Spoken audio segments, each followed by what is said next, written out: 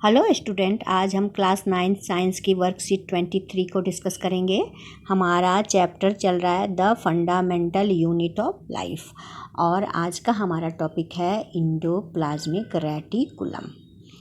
तो आइए सबसे पहले देखते हैं, याद करते हैं सेल के स्ट्रक्चर को कि हमने देखा था कि इस तरह से एक सेल है। सेल का जो सबसे बाहर का लेयर है उसको हमने सेल मेम्ब्रेन समझा था कि इसको सेल मेम्ब्रेन कहते हैं।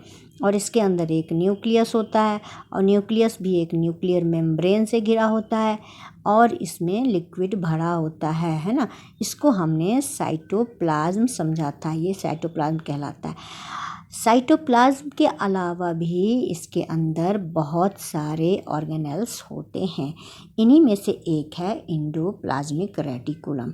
तो हम आज इंडोप्लाज्मिक रेटिकुलम को समझेंगे। अब इंडोप्लाज्मिक रेटिकुलम में देखिए, इंडो मतलब अंदर और प्लाज्मिक जो है वो प्लाज्मा से बना है यानी कि फ्लूइड, और रेटिकुलम यानी कि नेटवर्क। तो इंडोप्लाज्मिक रेटिकुलम जो है वो सेल के अंदर एक तरह के नेटवर्क का काम करता है, यानी एक तरह का रोड लाइक स्ट्रक्चर है। देखिए यहाँ लिखा हुआ है, endoplasmic reticulum is a large network of membrane bound tubes and sheets which look like long tubules or oblong bags called vesicles। तो एक तरह से ये ट्यूब्स की तरह दिखता है, जैसे कि बहुत सारे ट्यूब्स को एक साथ हम जमा कर दें या शीट को जमा कर दें तो वो जैसा देखने में लगेगा, या फिर बहुत सारे रेक्टेंगुलर बैग को, ऑब्लॉन्ग मतलब रेक्टेंगुलर बैग को हम एक साथ लगा दें तो वो जैसा दिखेगा वैसा ही ये इंडोप्लाज्मिक रेटिकुलम हमें दिखता है। अब इसके टाइप्स दिए हुए हैं। ER इज ऑफ 2 टाइप्स, ये 2 तरह का होता है। पहला है रफ एंडोप्लाज्मिक रेटिकुलम और दूसरा है स्मूथ एंडोप्लाज्मिक रेटिकुलम, यानी एक का नाम रफ दिया गया है और एक का स्मूथ दिया गया है। तो आगे देखते हैं कि ऐसा क्यों किया गया है। RER is rough endoplasmic reticulum. It has rough surface in appearance because it has small particles called ribosome attached to it। तो अब यहाँ देखते हैं, हम थोड़ा इसको पास करके देखते हैं। ये जो इंडोप्लाज्मिक रेटिकुलम है इसमें एक चीज़ देखिए, जो न्यूक्लियस के पास का आपको दिख रहा है, इन सब में आप गौर से देखिएगा तो आपको इससे ऐसे ऐसे ऐसे बिंदी सी, आपको डॉट सी दिखेगी लगी हुई। इसका मतलब है ये जो डॉट सी आपको दिख रही है वास्तव में ये क्या है, राइबोसोम है। और राइबोसोम लगे होने के कारण ये खुरदुरा सा होता है, इसीलिए इसको रफ इंडोप्लाज्मिक रेटिकुलम कहा गया है। लेकिन जो इस साइड के हैं, जैसे ये थोड़े न्यूक्लियस से थोड़े दूर दिख रहे हैं आपको, तो इनमें ये राइबोसोम लगा हुआ नहीं होता है, तो ये चिकने चिकने दिखते हैं, इसीलिए इसको स्मूथ इंडोप्लाज्मिक रेटिकुलम कहा जाता है। और ये जो इंडोप्लाज्मिक रेटिकुलम है, एक तरफ तो ये न्यूक्लियर मेम्ब्रेन से, ये न्यूक्लियस दिख रहा है आपको, तो ये न्यूक्लियर मेम्ब्रेन से जुड़े होते हैं और दूसरी तरफ ये सेल मेम्ब्रेन से जुड़े हुए होते हैं। अब आगे समझते हैं। जैसे कि इसमें पढ़ा कि रफ इंडोप्लाज्मिक रेटिकुलम जो है उसमें राइबोसोम अटैच होता है, राइबोसोम लगा हुआ होता है, इसीलिए वो खुरदुरा दिखता है, इसीलिए उसको RER यानी रफ इंडोप्लाज्मिक रेटिकुलम कहा जाता है। अब दूसरा है स्मूथ इंडोप्लाज्मिक रेटिकुलम, जिसमें कि राइबोसोम नहीं अटैच होता है, इसलिए वो चिकना दिखता है, इसलिए इसको स्मूथ इंडोप्लाज्मिक रेटिकुलम कहा जाता है। अब ये जो राइबोसोम जो अटैच होता है, तो राइबोसोम का क्या काम होता है, ribosome are manufacturing site of protein in a cell. तो सेल के अंदर जितने भी प्रोटीन बनते हैं, प्रोटीन का सिंथेसिस होता है, वो राइबोसोम करता है। अब आप सोचिए, जब इंडोप्लाज्मिक रेटिकुलम से राइबोसोम अटैच होगा तो फिर उसका काम भी हो जाएगा, क्या हो जाएगा उसका काम हो जाएगा प्रोटीन सिंथेसिस करने का, है ना। इसीलिए RER का जो काम है वो प्रोटीन सिंथेसिस का काम है। यहाँ देखिए, we all know that all necessary information for the synthesis of protein are present in the nucleus on DNA।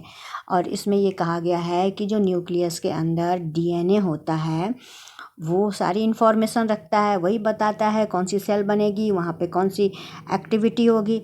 और whenever any type of protein is required by the cell, और जब cell के द्वारा किसी भी तरह की प्रोटीन की रिक्वायरमेंट होती है, these information are carried out by RNA to ribosome. तो वो इंफॉर्मेशन, चूँकि न्यूक्लियस के अंदर DNA है, RNA है ना, पहले आपने पढ़ा है, तो वो RNA के थ्रू राइबोसोम तक ये इंफॉर्मेशन जाती है कि प्रोटीन की रिक्वायरमेंट है सेल को, यानी सेल को प्रोटीन चाहिए। ये इंफॉर्मेशन RNA जो है वो राइबोसोम को देता है, which manufactured required protein on the basis of such information for the cell. और जब इसको ये इंफॉर्मेशन दी जाती है तो वो प्रोटीन का सिंथेसिस करता है। यहाँ देखिए, सेल के लिए प्रोटीन का सिंथेसिस करता है। These proteins are sent to various places in the cell by RER, और फिर RER यानी रफ इंडोप्लाज्मिक रेटिकुलम के द्वारा ये सेल के डिफरेंट पार्ट्स में भेजा जाता है। यानी कि एक तरह से प्रोटीन का सिंथेसिस होता है RER पे, रफ इंडोप्लाज्मिक रेटिकुलम पर, और यहाँ से दूसरे सेल के दूसरे पार्ट को भेजा भी जाता है। स्मूथ इंडोप्लाज्मिक रेटिकुलम, SER इसका नाम दिया गया है। SER membrane does not have ribosome on it, so it seems smooth in appearance. अब SER पर जो है वो सीधे यूं बना हुआ है, ट्यूब्यूल्स की तरह है ना, वेसिकल्स या ट्यूब्यूल्स, इस पे इस तरह से यूं राइबोसोम नहीं होता है। मान लीजिए अगर इस पर है तो ये तो RER हो गया, चूँकि ये स्मूथ है, इस पे इस तरह का नहीं होता है, इसीलिए इसको SER कहा गया है। और जब इस पर राइबोसोम नहीं है, यानी कि ये प्रोटीन नहीं बनाएगा, है ना, फिर इसका काम क्या हो जाएगा, इसका कुछ और काम होगा, क्योंकि ये यहाँ तो राइबोसोम प्रेजेंट नहीं है। तो ये करता है काम लिपिड बनाने का, है ना, लिपिड यानी कि फैट बनाने का काम ये करता है।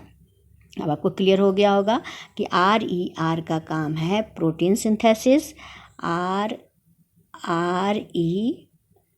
का काम है प्रोटीन बनाना, है ना, प्रोटीन सिंथेसिस का काम है। और SER जो स्मूथ इंडोप्लाज्मिक है उसका काम है लिपिड या फिर फैट का सिंथेसिस करना, फैट बनाना। यहाँ स्पष्ट लिखा देखिए, SER produce fat and lipid molecule that are important for cell function. तो ये फैट या लिपिड बनाता है, जिसके कारण क्या होता है, सेल को इसकी भी ज़रूरत होती है लिपिड की, है ना, कोलेस्ट्रॉल या फिर लाइपोप्रोटीन।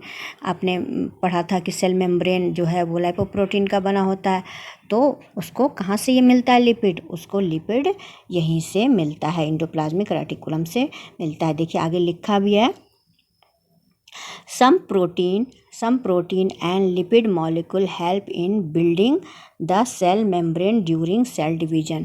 कुछ सेल डिवीजन जब होता है, जैसे कि आपने पहले पढ़ा कि एक सेल से इस तरह से सेल डिवाइड होते हैं और बढ़ते जाते हैं संख्या में, तो जब भी सेल डिवीजन होता है तो सेल डिवीजन के टाइम प्रोटीन और लिपिड की ज़रूरत पड़ती है, और उस टाइम ये यहीं से इंडोप्लाज्मिक रेटिकुलम से की हेल्प से इन्हें ये प्रोटीन और लिपिड मिलता है। This process is called membrane biogenesis.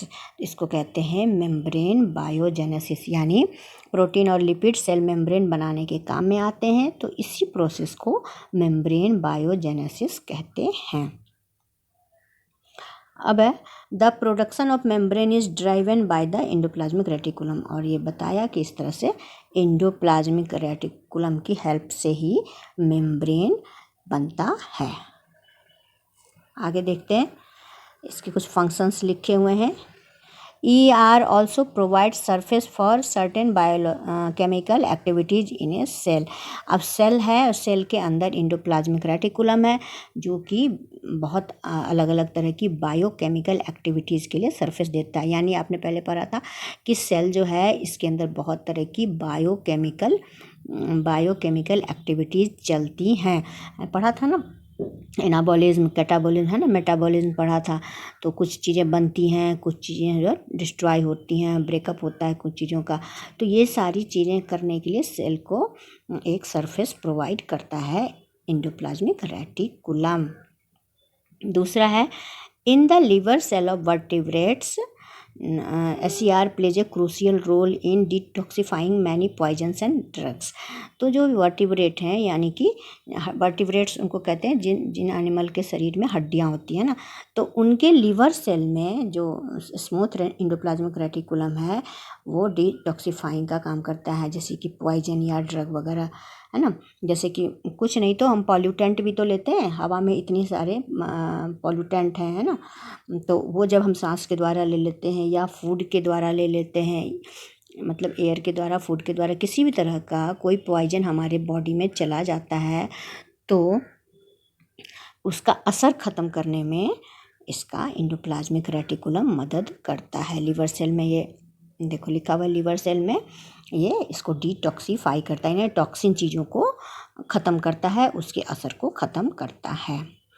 Endoplasmic reticulum also serves as channel for the transport of material between various region of the cytoplasm और between the cytoplasm and the nucleus।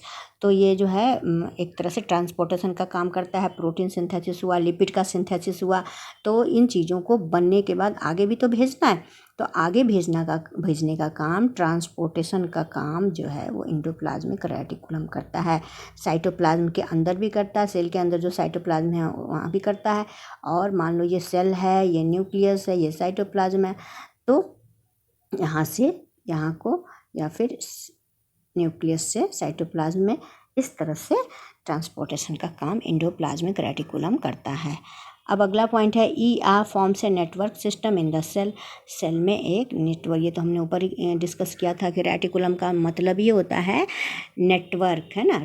तो एक तरह से पूरे cell के अंदर ये एक तरह से नेटवर्क का काम करता है, ठीक है। अब इसके क्वेश्चन आंसर देखेंगे। Name and differentiate between two types of endoplasmic reticulum.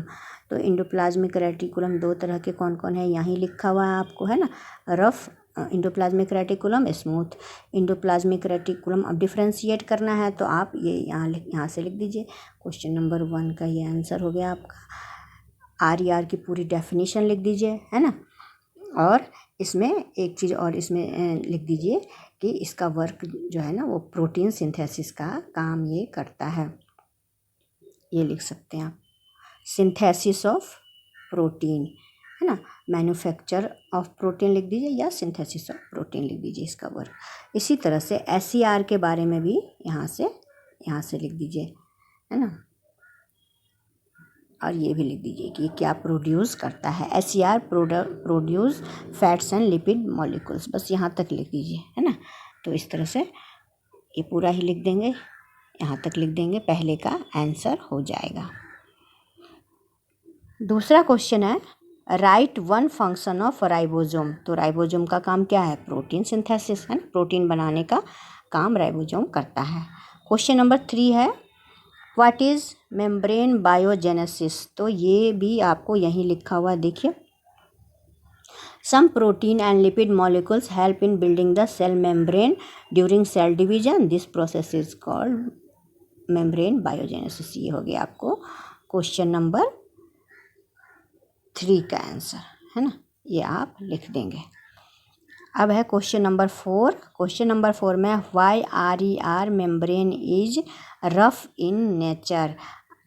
Rough क्यों होता है, तो ये भी यहीं लिखा हुआ है बिल्कुल। RER यानी कि rough endoplasmic reticulum has rough surface in appearance because it has a small particle called ribosome attach to it. ये लास्ट जो आपका क्वेश्चन नंबर 4 है, इसका ये आंसर हो गया। इस तरीके से आपके वर्कशीट में जो दिया हुआ है वहीं से निकाल लेना है आपको आंसर। इस तरह से आपकी वर्कशीट ख़त्म हो गई और मुझे आशा है कि आपको ये अच्छी तरह से समझ में आ गई होगी। Thank you.